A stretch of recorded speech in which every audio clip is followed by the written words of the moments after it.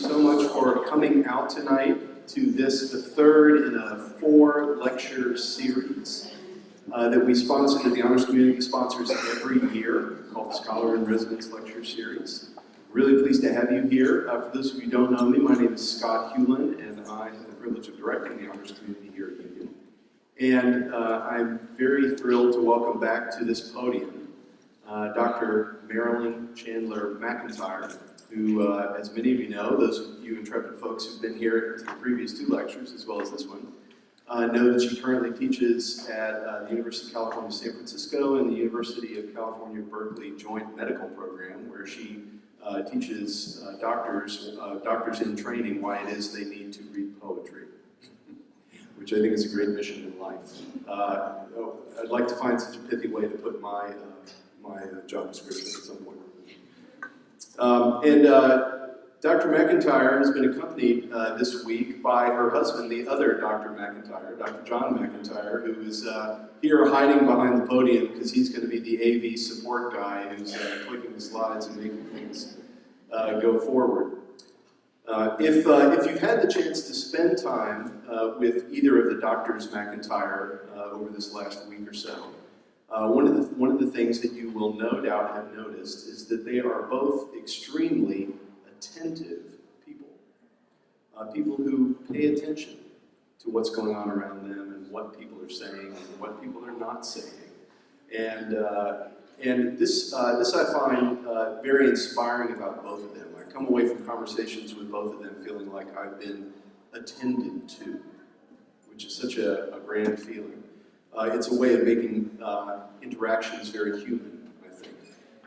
In thinking about this, over the weekend, I was reminded of a passage in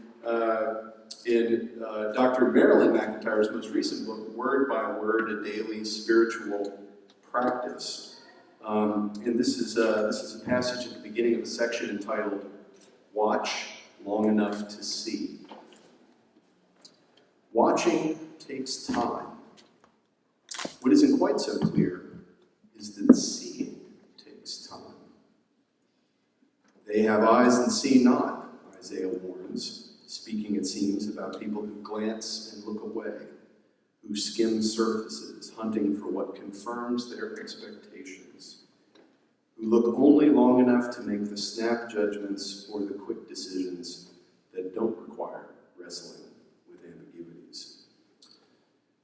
This passage reminds me of how I am all too often in my hurry and my busyness in a given day, and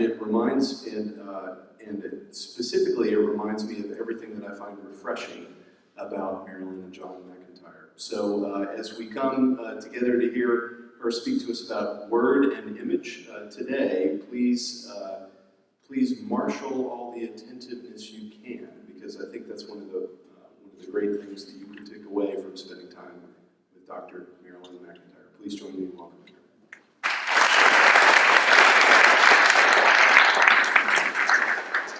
Thank you. What a pleasure to be back, and I'm really delighted and touched that you all show up for a 3rd lecture out of 4. This is sort of a demanding couple of weeks here. I told Scott before I came that depending on where the conversations went when I got here, I might just change my lecture titles, which I have. So tonight, rather than whatever it was that they said I was going to speak about, we're going to talk about word and image. I'd like to remind you that the title for the whole series was Poetry, Politics, and Spiritual Practice, which casts a very wide umbrella. And thus allows me to say anything I want. So tonight we'll be talking about the relationship between words and images, and then on Thursday, because Ben Mitchell was here the other night, he said, well, you said a great deal about speaking and writing, what about listening? And I thought, okay, so Thursday we're going to talk about listening and hearing. I'm going to start out with our text for the evening. In Exodus 20:4, we read, Thou shalt not make unto thee any graven image, or any likeness of anything that is in heaven above, or that is in the earth beneath, or that is in the water under the earth. Muslims and some Orthodox Jews take this commandment literally and seriously. They do not make representational art. They limit themselves to design or to depiction of inanimate things. Some Christians do this as well. Chaim Potak's moving novel, My Name is Asher Lev. How many of you are familiar with this novel? Does that get taught here? It's a wonderful novel. It tells the story of a young Orthodox Jew with considerable artistic gifts and an irrepressible urge to draw and paint, which is strictly forbidden in his tradition. So the story plays out a tension, which in his case is intimate and agonizing tension, that many of us have felt to some degree in trying to make decisions about responsible relationship to images in personal life, in worship, and in public life. I have known that tension. Growing up with evangelical missionary parents of a generation and a church culture that looked with some suspicion on the arts, especially in worship, it didn't occur to me until I was near adulthood to wrestle with the question of what art was for, what the second commandment might be about, and why my parents never took me to art museums.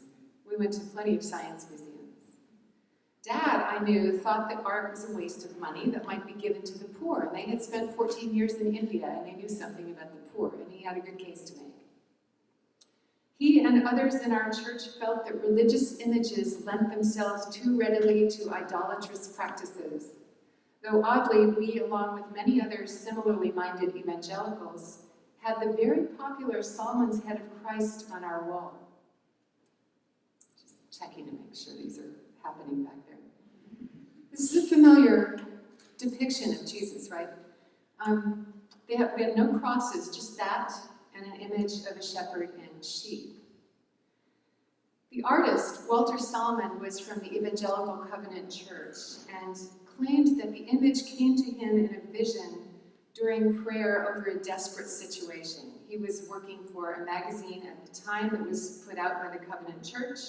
It had been reproduced, I'm getting ahead of myself. And he had kind of the artist's equivalent of writer's block for weeks, and he had to produce an image for the magazine. And he prayed late at night, the night before it was supposed to be there, and he got this vision of this head of Jesus. So he drew it, and then later in 1924, that was 1924, in 1940 he painted it. It's been reproduced over 500 million times since it was drawn and painted, which has made it one of the most successful works of popular devotional art among Christians, with unusual appeal among Protestants who display very few other images, like my parents.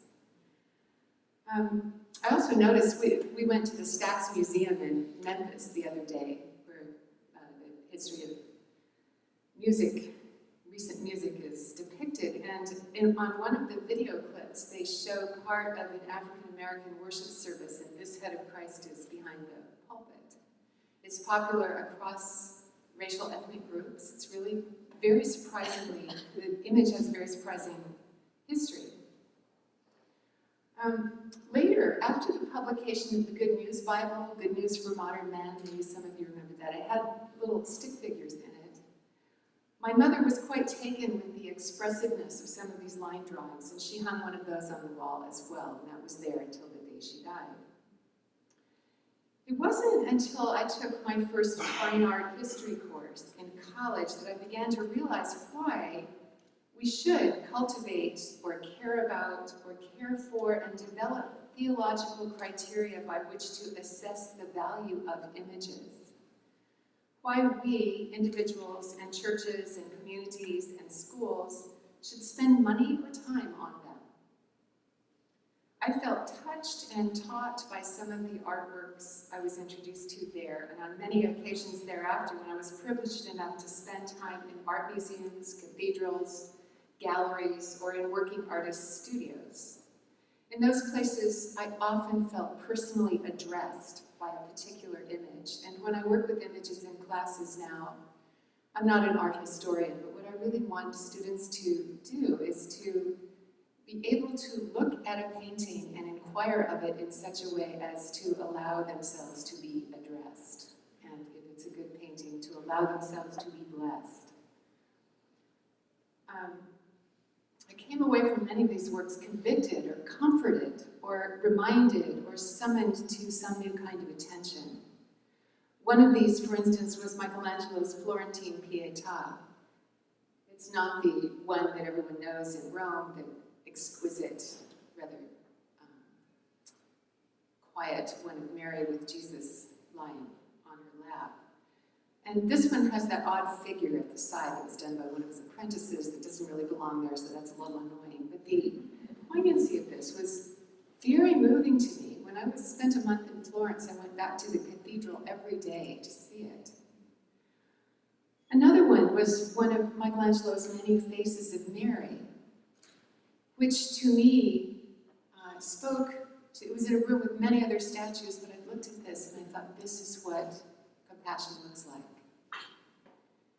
Might be something else for someone else, but to receive that gift from the artist of articulating and making available visually what I was trying to understand more deeply in my spiritual life and in my heart was thrilling. Another one, and I think Scott will like this, was Doré's Angels. He's got them up on his wall, and in fact there's one in the office that I'm using while I'm here. The Doré prints, I'm sure many of you have seen, they're quite stunning. And again, you know, in the Protestant tradition I grew up in, we didn't say a whole lot about angels. There they are, they're in the Bible. I don't know why we didn't talk about them. I don't know if my parents thought that was a sort of Catholic thing, but I loved these angels, and they really awakened my imagination to what angelic presence might be like, lots of energy, a gathering of light. And then another moment of encounter with art came when I went to the Metropolitan Museum of Art by myself one day when we lived in New Jersey. And they had a special exhibit of Russian icons. I was in a room full of icons, and if you know about icons, you know that they are, people often talk about writing them rather than painting them, although that's a little controversy among people who talk about icons. But one of the ideas about crafting an icon is that it should mediate an encounter with God's presence. It should be an instrument of devotion, an instrument of worship, not just a representation, but it should offer you a mediating moment. Well, I had one of those right in the middle of the Met with all these other icons in the room. I turned around and my eye gazed on the opposite wall, and suddenly I just found myself compelled. I'm not sure this was the one, but it was very like this. And I stopped and I walked directly, diagonally across the room. There were a whole bunch of other people, I'm sure I got in their way. I had to stand in front of that image. And I had an encounter that I felt summoned by it. So I don't know if I would dignify it enough to call it a mystical experience, but it was really up at that threshold. And I felt as though that piece of art was an avenue of grace for me in that moment. These were all really important teaching moments for me. I've had more teaching moments recently when John, and I think I have mentioned this later on, but John, my husband, started painting. He's always been an artist, but he started doing abstract expressionist art. And because he went back to seminary in midlife and really struggled over Greek and Hebrew, but got the opportunity to study Greek and Hebrew, he's done a great deal of art that incorporates Hebrew and Greek letters and has since done quite a bit with calligraphy. And I have loved those. And you're not moving on to your piece. It's not next. Okay, so I'll talk about it when it comes up in a little bit. So you can look forward to John's painting. Well, the biblical warning about images, which is clearly about idols. I mean, that is clearly the primary meaning of thou shalt not make unto thee any graven images. But of course it has broader implications. It's a warning about images and what do we do with them. The word has primacy in Scripture. God utters forth creation. In the beginning was the Word. We have a logocentric faith, and we have these warnings about images. And so what are we going to do with that? That's been a long conversation in Judeo-Christian circles. The role of images in Christian life and the relationship of word and image in worship and in public discourse has this very complicated history, which came to a particular crisis, of course, during the destruction of religious art in the Protestant Reformation. This is one rendering of Protestant reformers going into a church and dismantling the images. We don't have time to explore that history here. I just want to remind you of it. But I'd like to offer some reflections about the relationship of word and image in the contemporary world with that as a backdrop. Where we live now in a world where mass-produced images compete with words all the time in shaping and transmitting public narratives, in editing and reconstructing the stories we tell ourselves about ourselves, and in furnishing and sometimes suppressing the imagination. So I want to consider how the promiscuous replication of images affects our life with words. Some of you may be old enough to remember Bill Moyer's 1990 documentary series called Consuming Images. Anybody remember that? I think it was a 3-part series. It was a program that was focused on the power and pervasiveness of mass-produced images. He interviewed several communication scholars, including Neil Postman, who I think some people teach him here, Stuart Ewan, and Mark Crispin Miller, names that some of you might recognize. Postman offered this observation, quote, "The environment created by language and the printed word has been moved to the periphery of the culture, especially the printed word. And at its center, the image is taking over. Mostly the television image, but not only the television image. This is a culture that is inundated with visual imagery." And later they use the word saturated with visual imagery. And then Moyers adds, "Mass-produced images fill our everyday world and our innermost lives. They shape our private thoughts and the public mind. Every age has had its graven images, but never before have human beings possessed such power to create as many different forms of unreality or the technology to reach so deeply into our consciousness.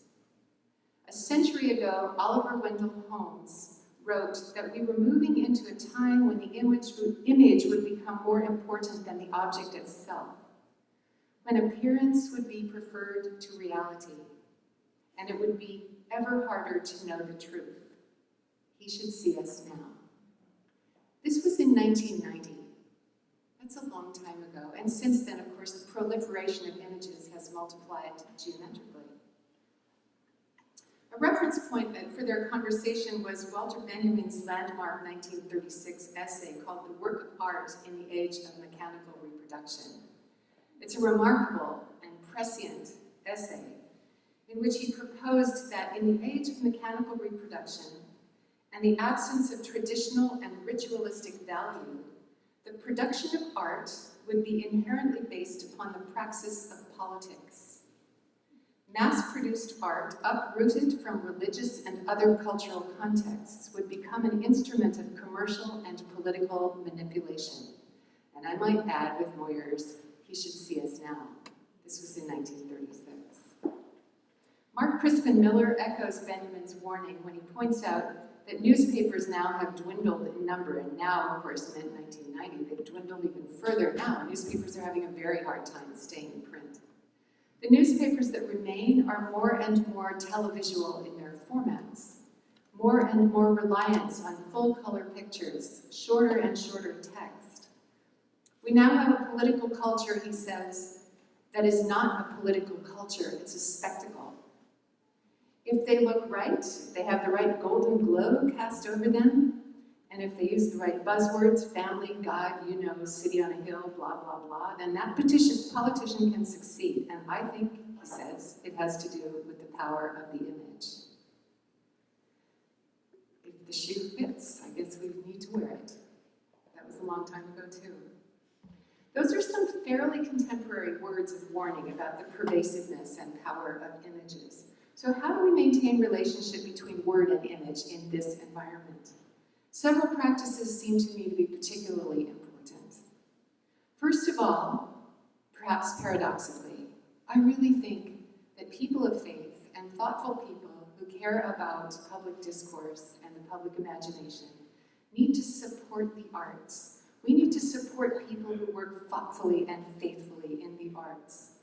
We need practitioners who can create life-giving, life-enhancing images that lift up our hearts, that challenge oversimplified judgments, that feed our spirits in visual arts and film and even in commerce. The images aren't going to go away, and we need some good ones. Images can do very good work. Secondly, I think we need also to maintain some image-free environments. No branding, no commercial images. Naomi Klein, whom I mentioned the other night, the Canadian economist, who I think so highly of, wrote a book called No Logo about the branding and labeling of everything, and she makes the point that almost every public urban space is branded. So that if you go to a ballpark, if you go to pretty much anything, theater, there are ads everywhere. There are ads on Little League parks. Those poor kids have ads on their t-shirts. So maintaining some image-free environments, I think, is an important retrieval of something we need. I read recently that the Japanese have a practice of what they call forest bathing. I love that term, which is the practice for health of going out into green space and practicing deep breathing and being with natural objects because they believe that that's essential to human health. Well, I think that, here in this part of Tennessee, you don't have nearly the number of glaring billboards that you'd see, say, in San Francisco, or probably even in Memphis or in Nashville. But anyway, the image-free environment is something that I think is important for us all to help to maintain. Maybe it means going to some city council meetings. Thirdly, I think we need to practice thoughtful, critical use of photography, not allowing it to completely overtake or displace written words or spoken conversation. Now that so many of us have cameras in our cell phones, it's just way too easy to be, and I will use this word again, promiscuous about photography. And I feel very sad when I look at small children who are being photographed every time they turn around. They grow up with barely any time to have that unself-consciousness that goes with early childhood, because they're posing all the time. And I remember one little one I love saying, she was doing some kind of little acrobatic thing, and she said, "Mama, you can take my picture?" And I said, "Nope, I'm just gonna watch you." She kind of was just a little puzzled, and she went ahead and did her thing. But that she was puzzled, and her mom is my daughter, what am I gonna say? But they take her picture all the time. And when I had a beloved student who graduated, went to Stanford, got married, now he's a beloved professor student. But when they first had their first kid, he sent me 107 pictures of his kid. I hardly knew what to say. It was a cute kid.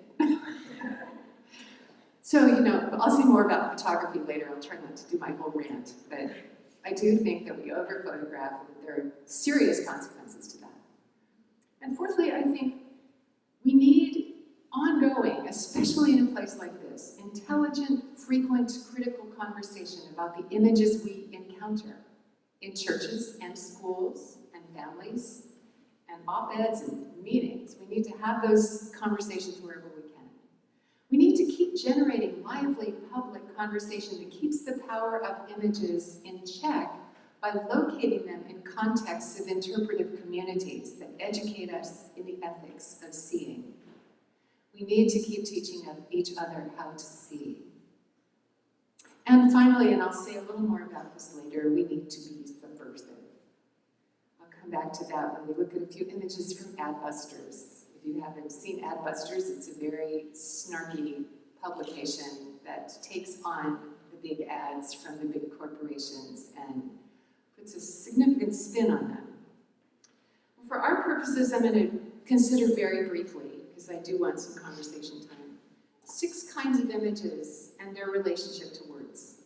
Each of them has its own complicated thread of history, and although these histories are very entangled. One is sacred images. I've mentioned icons, medieval paintings, church art, art that's created for devotional purposes, and mass-produced quote-unquote Christian art, which is pretty problematic. Second category is fine art, so-called. Although it's bought and sold, it's not commercial in the sense that its purpose is not to promote consumption of a particular product.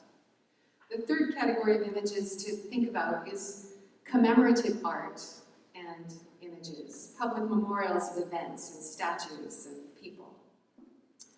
Of course, these categories bleed into each other. Another category of images to think about on its own is documentary images. These are meant to inform and persuade, but persuasion is not necessarily for consumption. Rather, documentary images generally have a political or an ideological or an ethical focus. And then illustrations, images that are made for or with reference to specific written texts, which have the effect of interpreting the text, but sometimes, of course, overtake the text. And then finally, commercial images and what we do with those. They're designed to be a commodity or to promote products, but also to neutralize or normalize or sanitize those products and to shape values, and some of those are really insidious. Of course, in both popular and academic culture, these categories do bleed into each other. Sacred art is reproduced on mugs. Fine art is mass-produced on table napkins. Commercial art masquerades as fine art.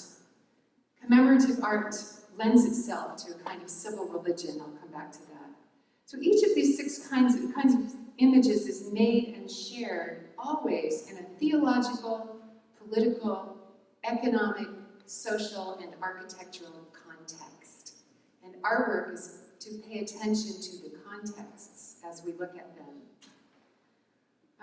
We encounter them at particular moments also in our personal development, as I said at the beginning in my little moment of memoir, that I had particular learning moments in which I was engaged with an image that taught me or spoke to me or grew me up in some way. So those encounters can't always be predicted, and we need to create environments in where that can happen because the art is appropriately displayed or made available.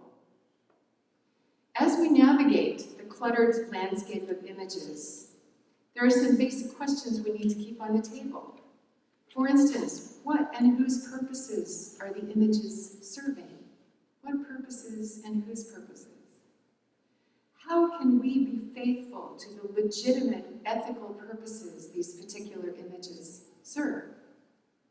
Because often an image, when it's decontextualized, no longer serves its original purpose. Andre Malraux in the 30s, I think, wrote a chapter in a larger book. It was called Museum Without Walls, in which he talks about what happened when images were taken out of the churches in which they occupied a niche and were painted for devotional purposes and put in a museum. Ever been to the Uffizi? Where you see 15 Madonnas in one room? You look at them differently. They are no longer objects of reflection or devotion. They invite you to compare them with other representations of the Madonna, and so they're moved into a context in which the apprehension is almost entirely aesthetic.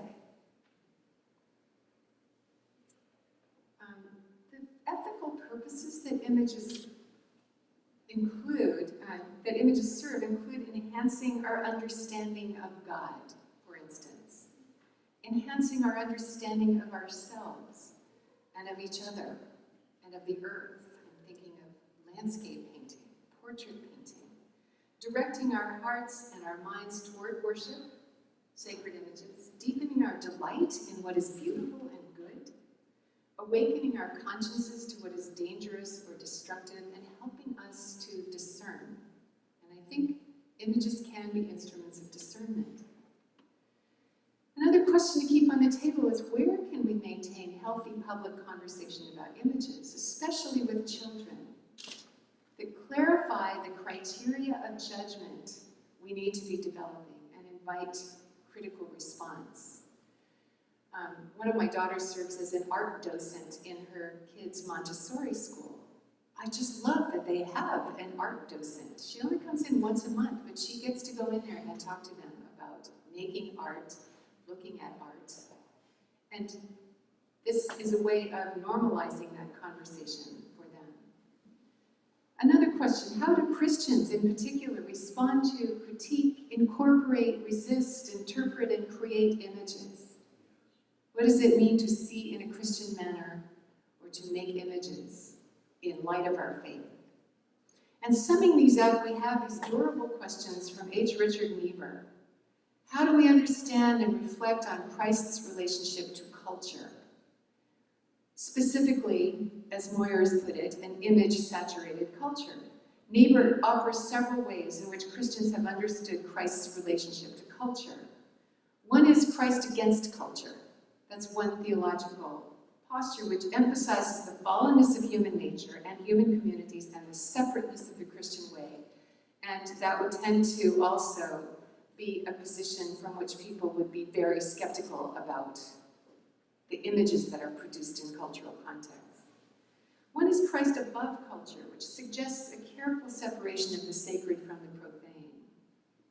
One is Christ transforming culture, which suggests bringing secular art and music and other occupations under careful critical scrutiny and entering into them with the intent to infuse or inform them with Christian values or to understand them in terms of Christian values, but embracing the cultural materials that we produce and reflecting on them together. And finally, Christ in culture.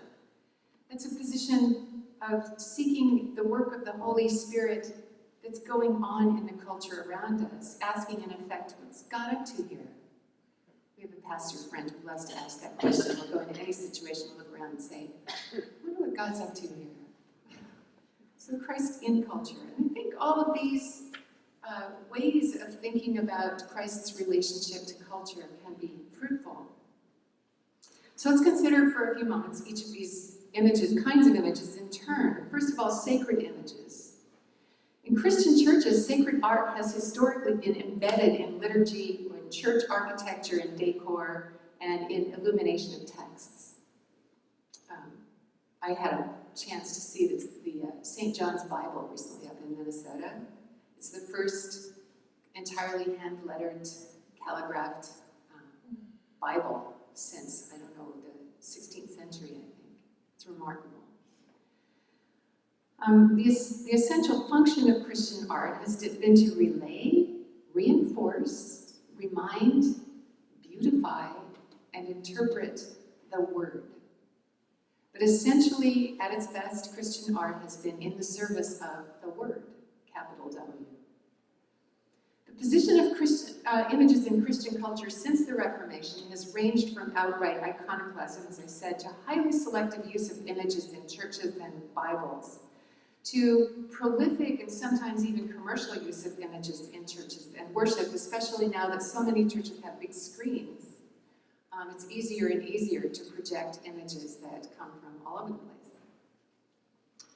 Icons, where they're used as aids to worship, are not simply artistic compositions, as I said, but they're witnesses to the truth. And they are meant to tell truth the way Scripture does. Whether they do that is a matter for conversation, but that's the intention of icon making. It's still commonly distinguished from other kinds of artwork by the term writing, as I said. Far from being imaginative creations of the iconographer, they are more like scribal copies of the Bible, and the tradition of writing icons is a very strict one. And then you get these visual arts as aids to devotion, crosses in sanctuaries and on walls and in workplaces and homes, portraits and statues of Jesus, Mary, the saints, representations of biblical scenes, art that celebrates the beauty of the earth, and landscapes or seascapes or skyscapes that are shown during congregational singing, for instance.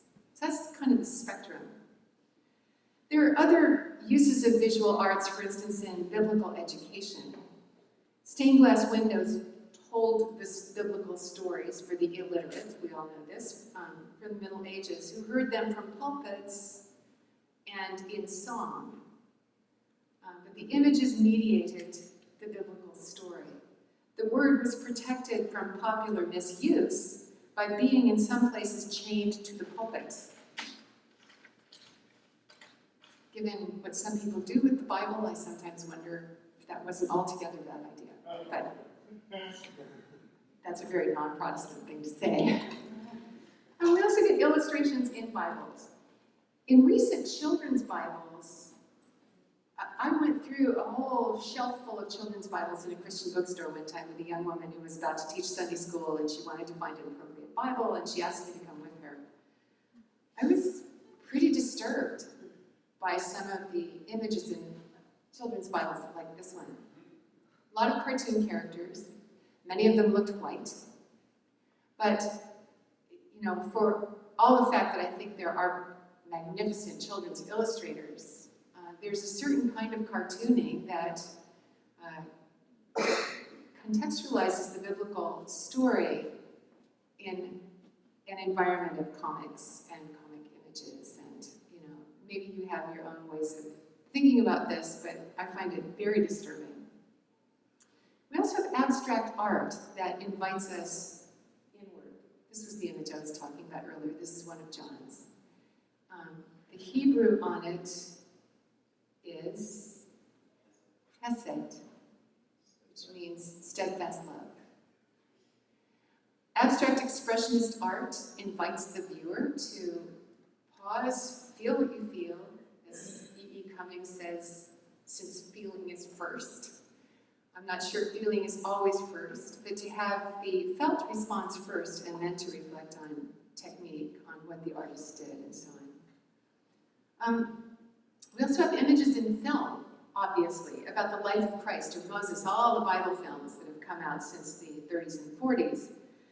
And even extending to films with archetypal relationship to the Christian story, like Star Wars. There's a lot of replication of Christian typology in there.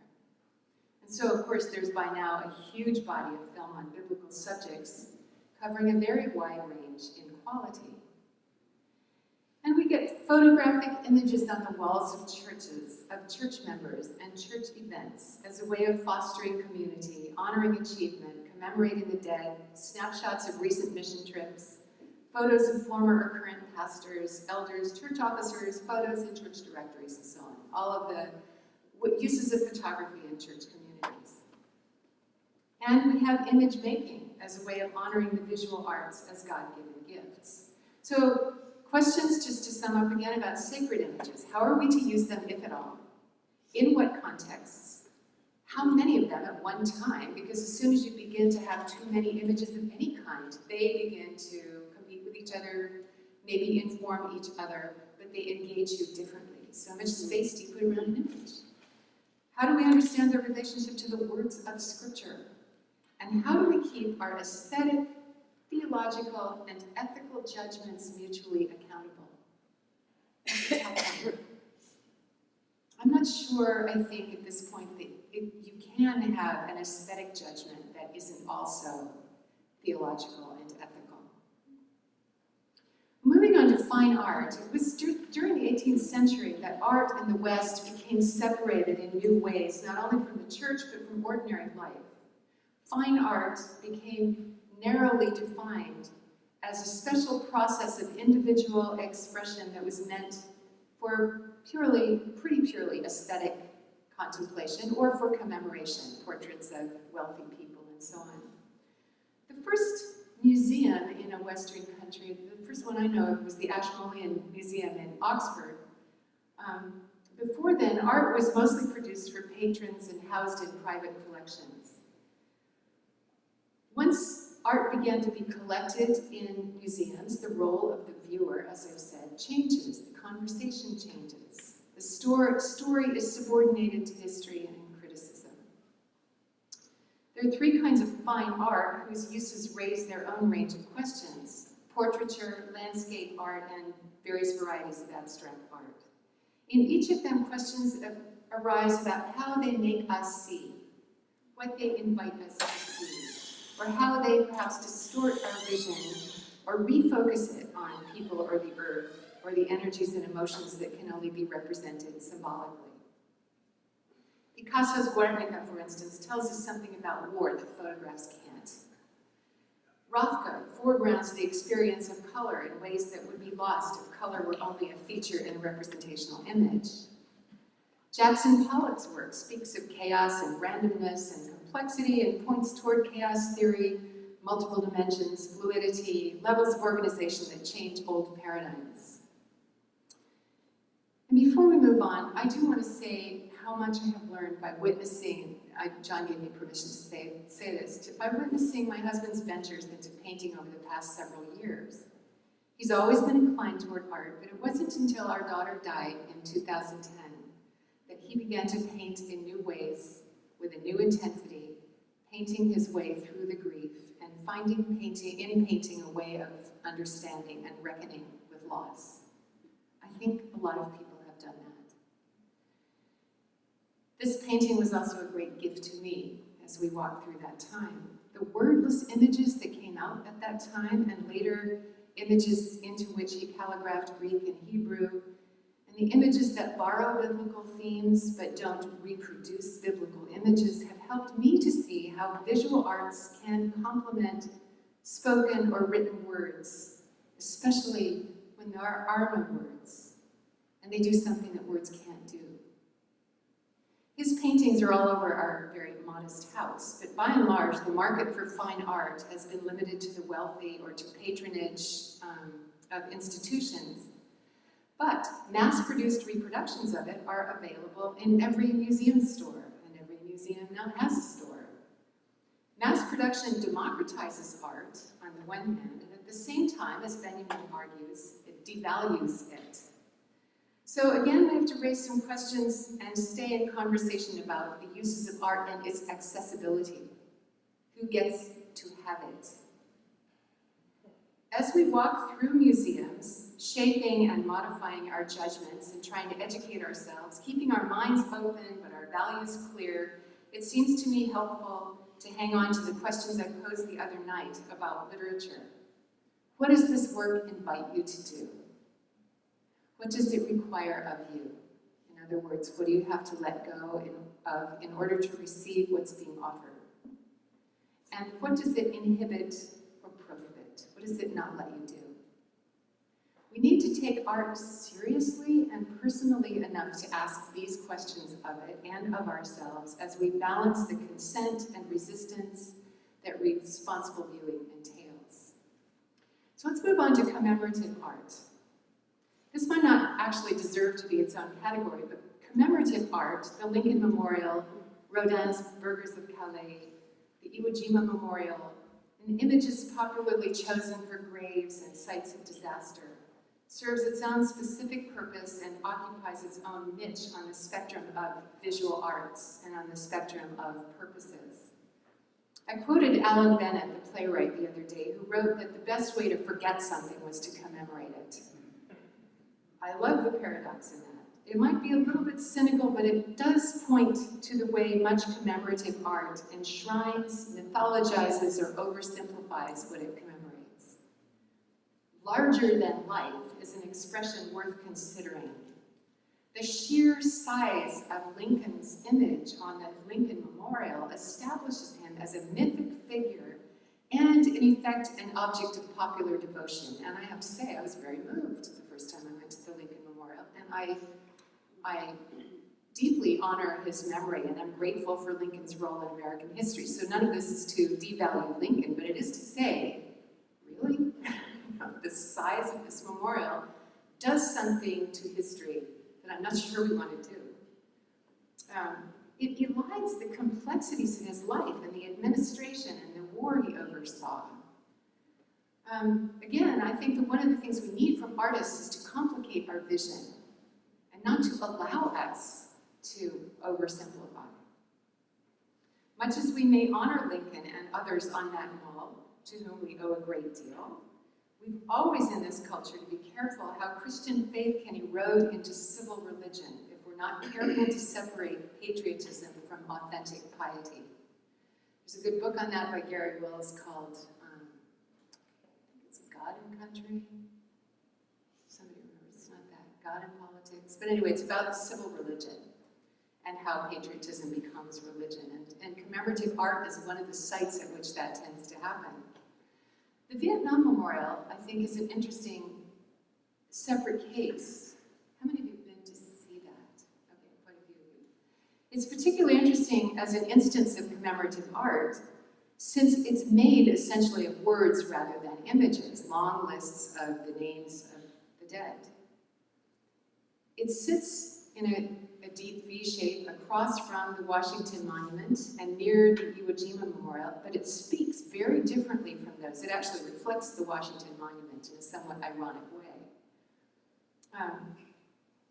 It insists on naming the dead, pointing to individuals, each of whose parents gave them names, and each of whom had a story. When you walk into it, as each column of these lists grows longer, seeing one's own image reflected, it's a very different experience from standing in front of a giant statue of Lincoln or Jefferson or Lord Nelson on Trafalgar Square.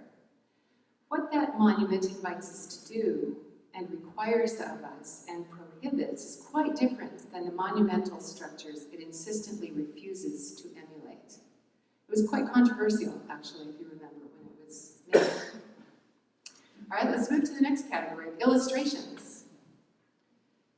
With mass-produced images, we've come to expect that most text outside strictly academic and professional publications will be illustrated, or will at least come with some kind of cover art. I remember when one of my books came out, a friend of mine, I assume ironically, said, "No pictures."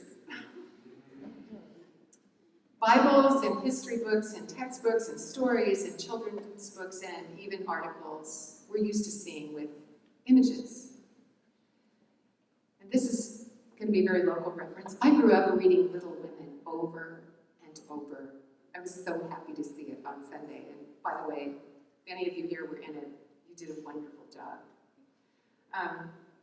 So one Christmas, I think I read it 20 times in our plum tree, eating many plums and wanting to be Joe.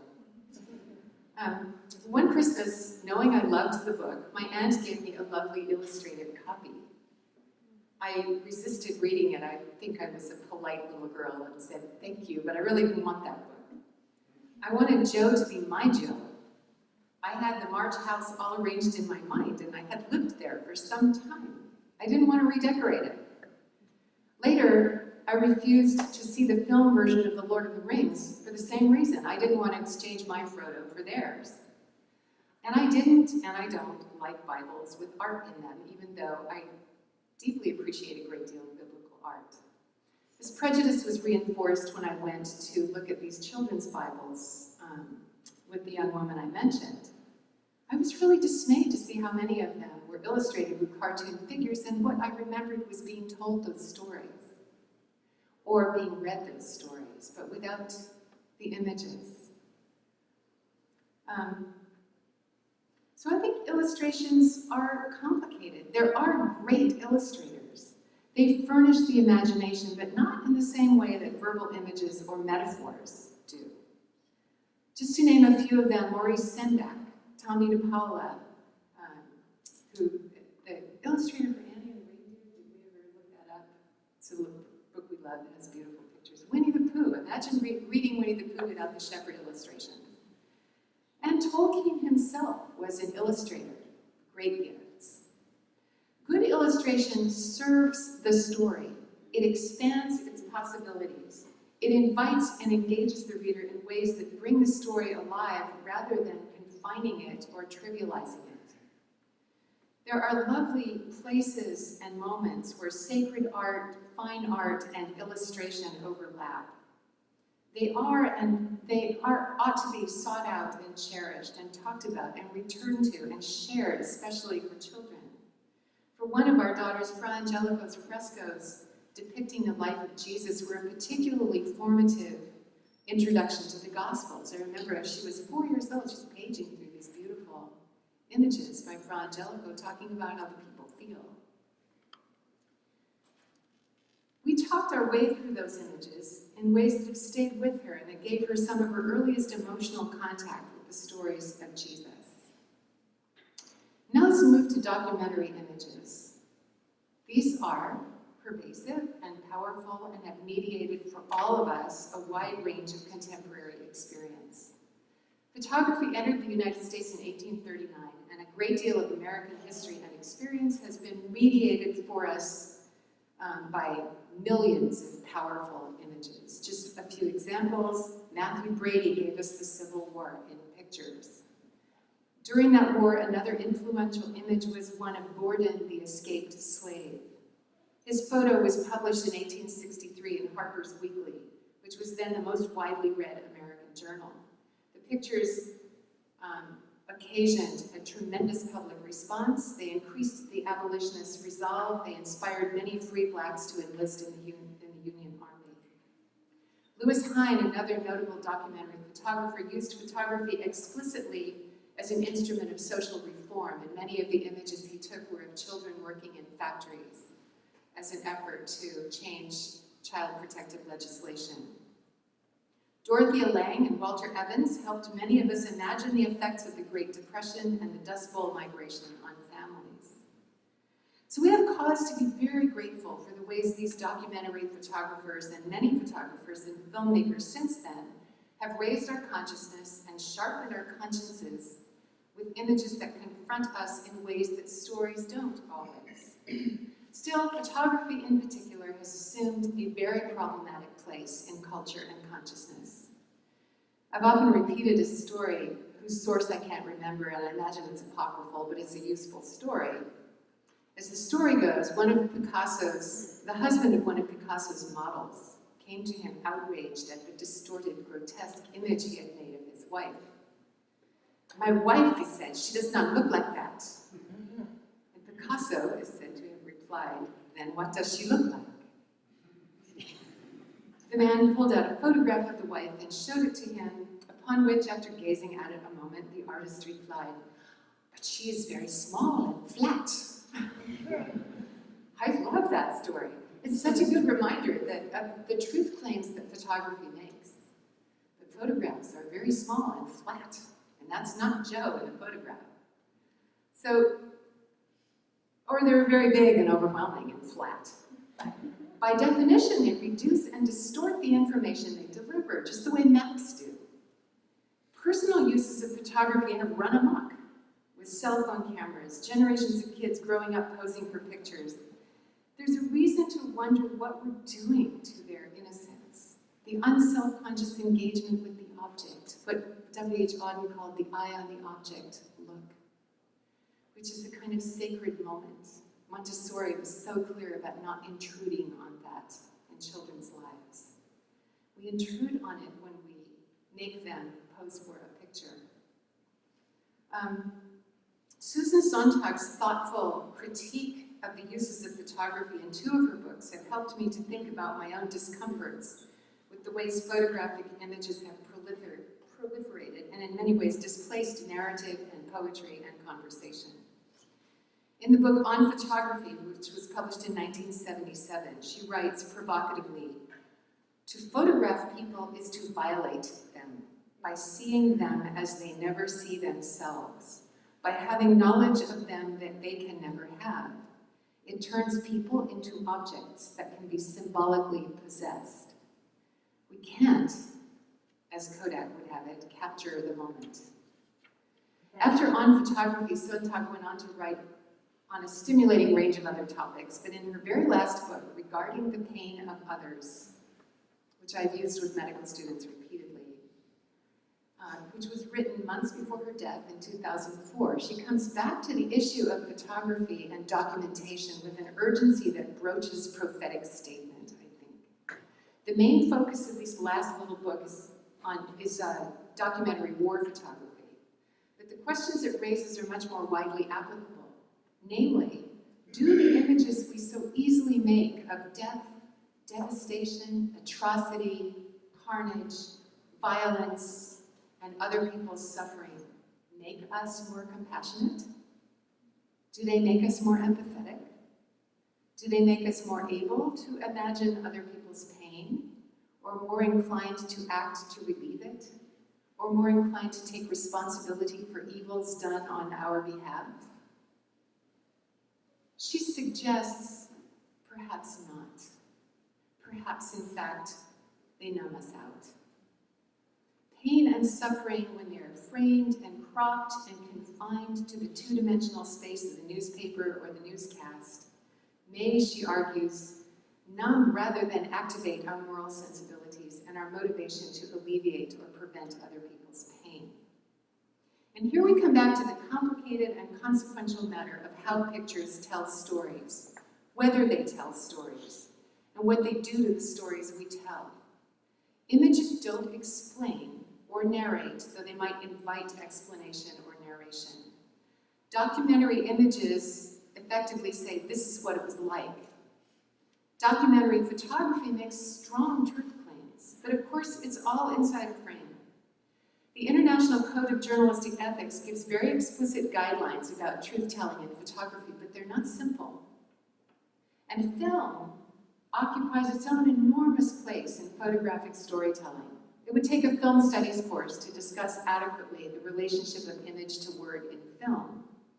But a commonplace observation in film studies is that the camera tells the story. And we've consigned more and more of our stories to the people behind the camera to deliver. And I don't think we ask enough questions of them, and mostly we don't even know who they are. I remember being quite disturbed in 2001 by the World War II film Pearl Harbor, and I'm just going to use this as an example. It applies to quite a number of historic, kind of not documentary films, but that strange mid-range of fictionalized historical films. Pearl Harbor, in particular, left me deeply unsettled, if unsurprised. Its representation of what ought indeed to remain a sobering and disturbing event in national and international history is oversimplified, hyperbolized, sanitized, and sensationalized. Its odd relevance to a climate of righteous warmongering at that point when it was made in 2001 seemed particularly sinister. Even the title is problematic.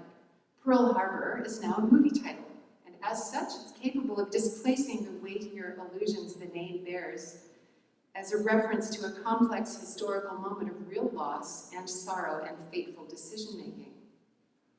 Part of what was unsettling was that the film didn't leave me untouched. The medium itself is seductive, so even as I was sitting there grinding my teeth and thinking, I hate this film, I didn't stop watching it. Images of beautiful young men and women in love and in trouble are compelling. Any story of love and loss and danger and survival and bravery in the face of fear and moments of selfless behavior addresses us at a pretty deep place of emotional recognition or longing and self-glorifying fantasies. And don't we all wish politics, if not personal life, could be reduced to simple, clear choices for good against evil? Whatever longing for the good, the true, and the beautiful the film might have awakened, though, is offset by its insidious invitation to valorize violence without very much critical reflection. As the credits trailed sonorously along the blackened screen, I got up and wrote down a list of what seemed to me to be the most dangerous messages that movie delivered. And here are some of them. War is a matter of good against evil, and America represents the good. The enemy are evil. There may be a few wise men on their side, but they're old and impotent, and the rest deserve to be killed. Our violence is justified, that of those who make war on us isn't. The army builds men, and war bonds men. Soldiers who fight together are brothers, i.e. the army is a fraternity of the brave. Do these sound familiar? Little boys are at their most boyish and endearing when they are preparing to grow up and make war.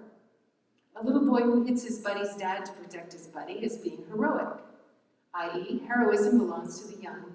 The fathers have lost their moral authority, and their brokenness is not part of the story. Women can be heroic too, but the way we really like them is sexy, vulnerable, and domestic. This is not me saying this. This is the messages I got from the film. This is war means all other bets are off. Moral questioning, humility, even rational deliberation become unpatriotic. In time of war, ambiguities don't exist and ambivalence is weak. History doesn't matter, winning matters. In that film, and in others of its ilk, historical authenticity gives way to collective narcissistic appeal, and the lessons of history give way to media myth-making. And violence, as is now so usual, becomes entertainment. Even if reasonably critical viewers recognize the oversimplification of popular pseudo-historical films, we can't help, to some extent, internalizing what we see. Images are hard to erase, and they feed us in ways that often outlast intellectual scrutiny. We are being conditioned to make war without protest, provided with incentives to invest in violence, and issued the same false promises that led so many of our predecessors into hellholes from which many of them emerged broken and hurting, only to be lost in a thankless bureaucracy. Documentary images say this is what it was like. Documentary photography makes strong truth claims, but the frame and the lens and the filter and the photographer's angle of vision need to limit those claims, and we need to stay conscious of those limitations. Neil Postman and Steve Powers in How to Watch TV News argue that television exists to deliver audiences to advertisers, that while journalists pursue newsworthy events, many decisions about the form and content of news programs are made in order to, quote, keep viewers watching so they will be exposed to commercials.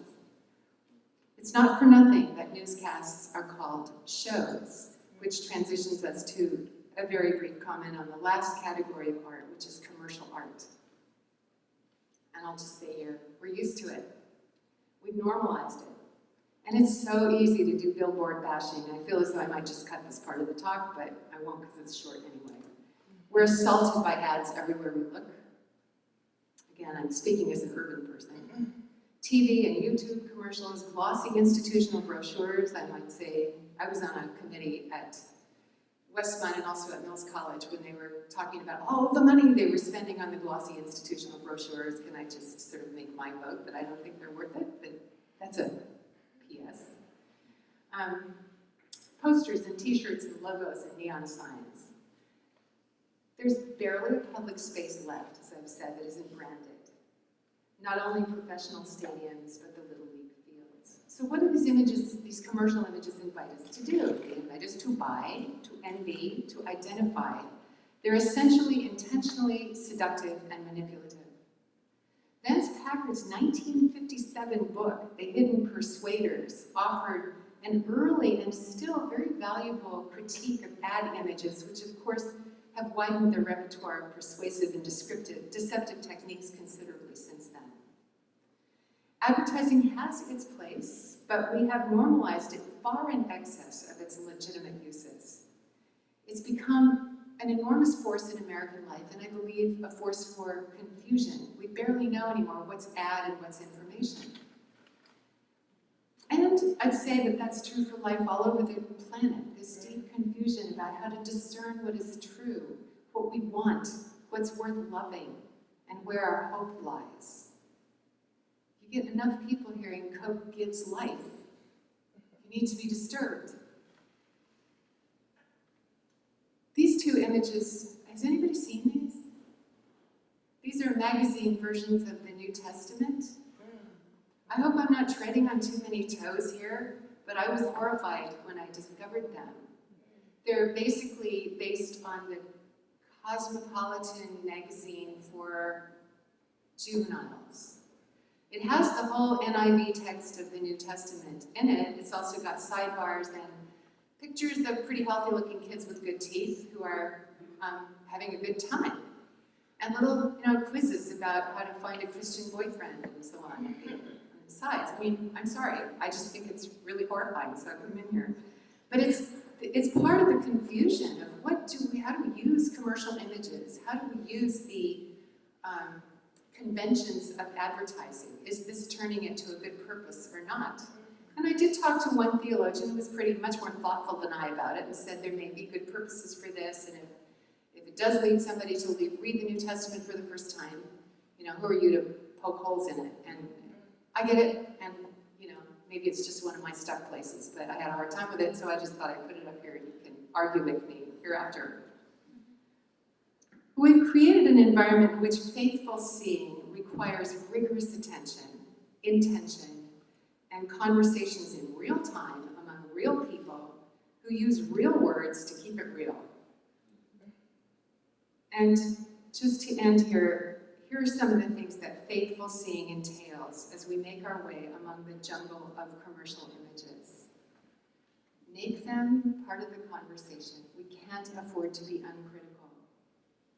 We do that by curating them, by criticizing them, by having docents in churches, teachers, artist talks, publishers, having conversations in schools and families and adult ed sessions and in Sunday schools. And I recommended to somebody beforehand the dinner and documentary nights I used to do with students, but just to look at the images together because they're not going to go away, so we need to engage them.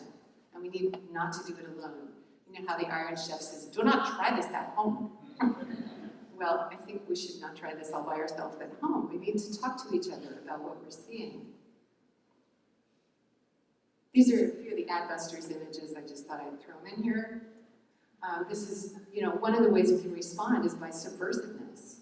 Adbusters, I don't know how they get away with this, but they take basically the design of very commonplace, popular ads and just write something subversive to go with it.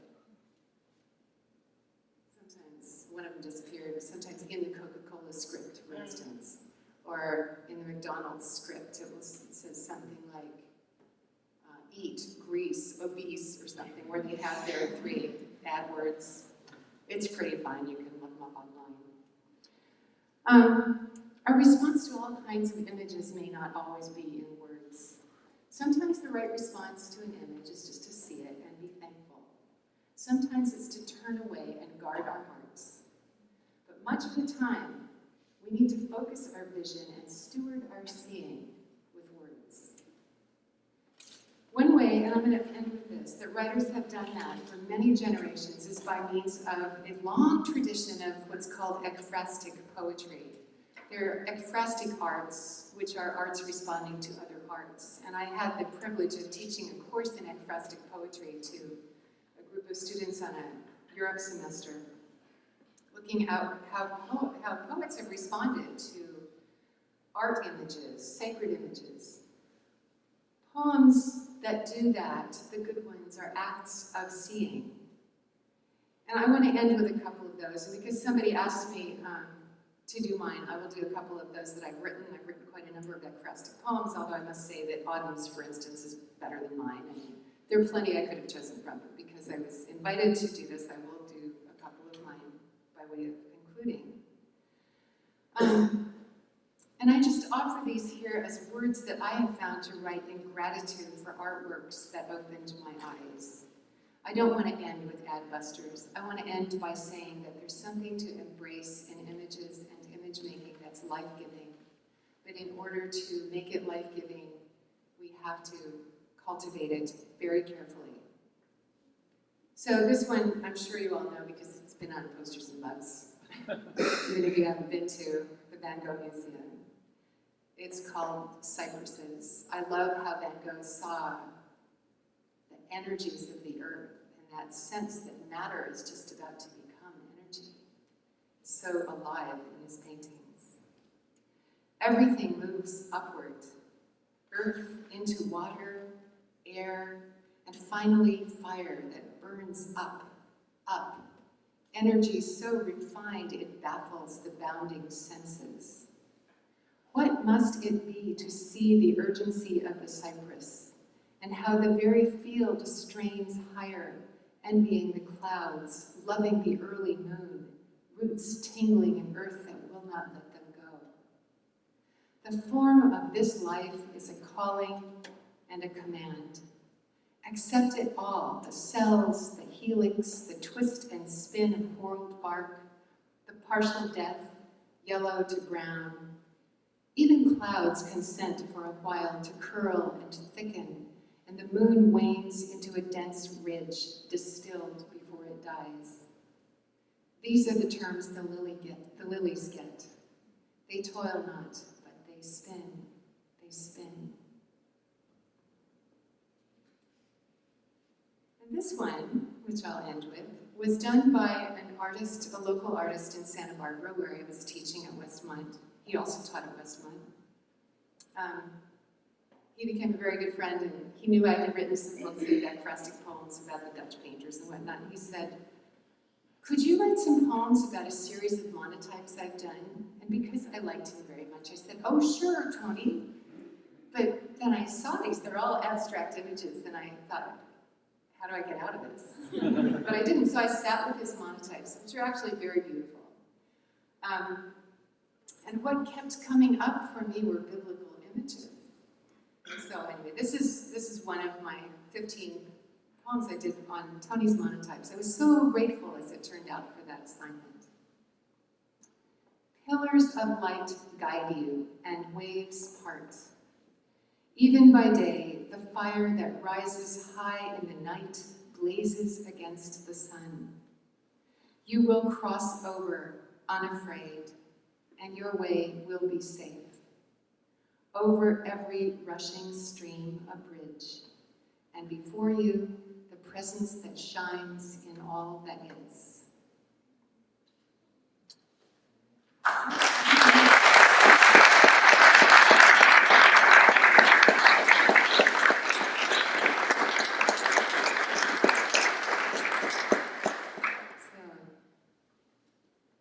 So, questions?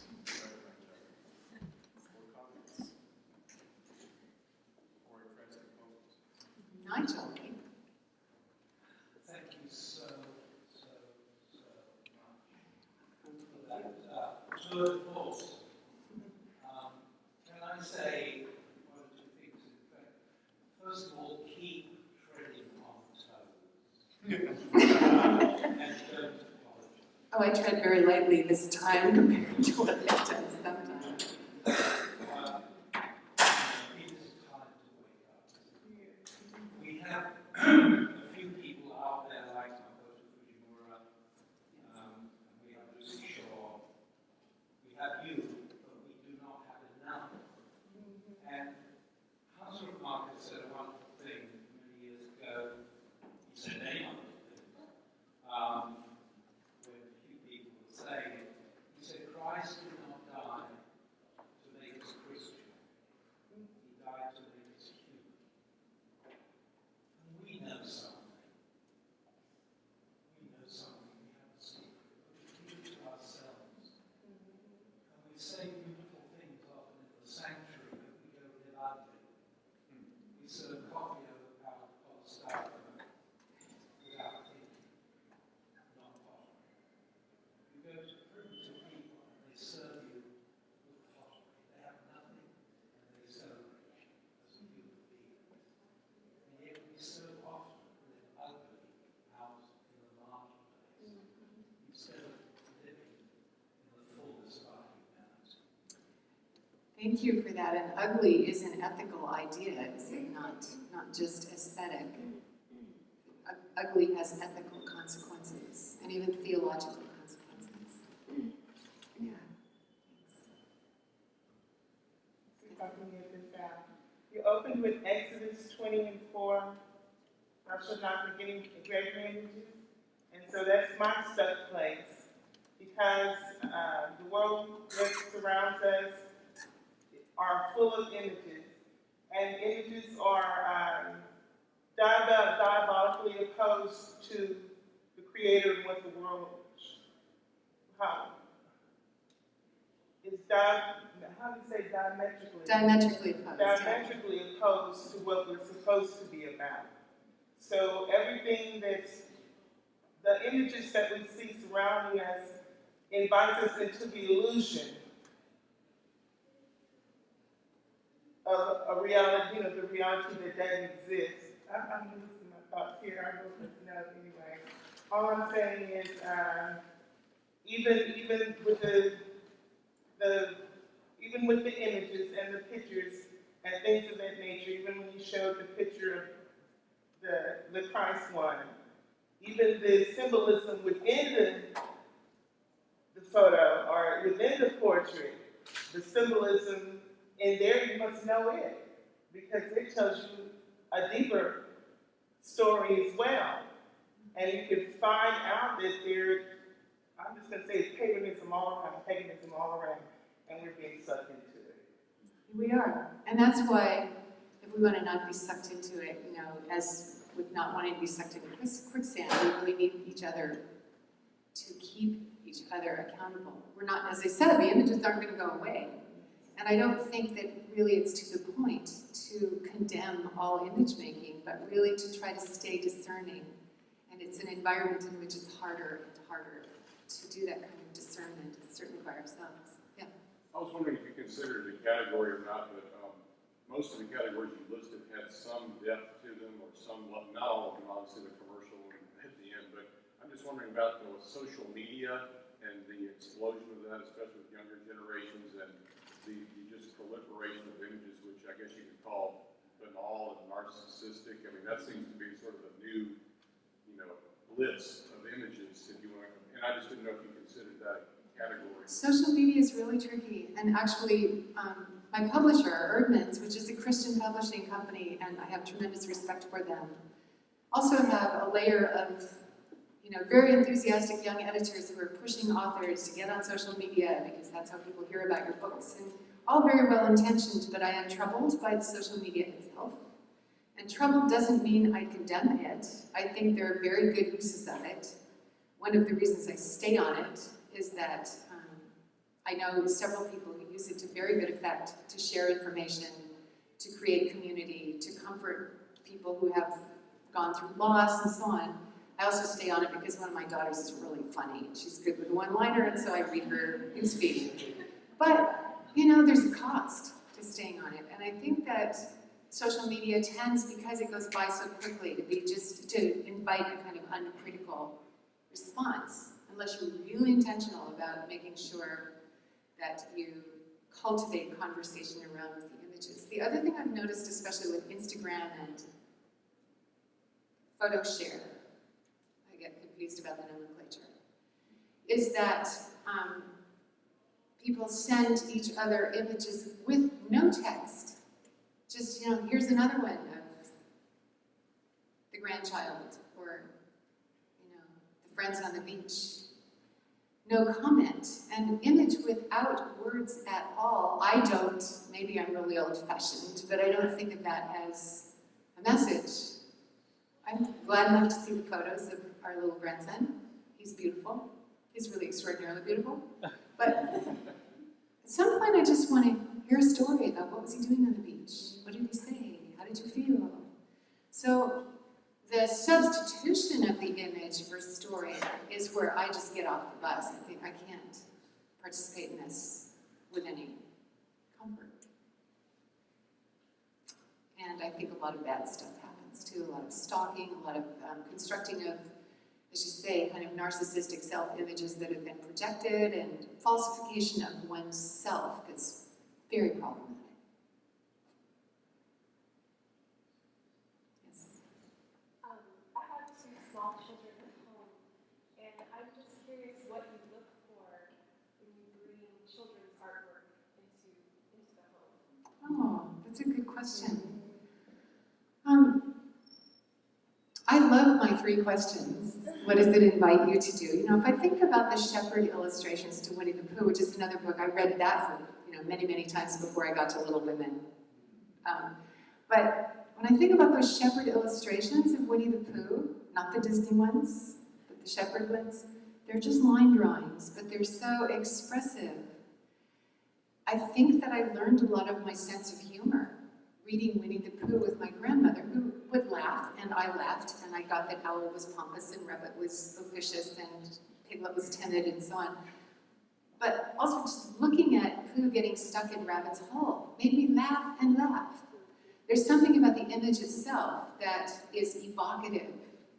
It's not entirely explanatory, but it enables a child to do something in response that it's not just a flat, multicolored image. The fact that they're only line drawings, I think, is important. And some of those shepherd illustrations have now been reproduced with color, and I don't like that.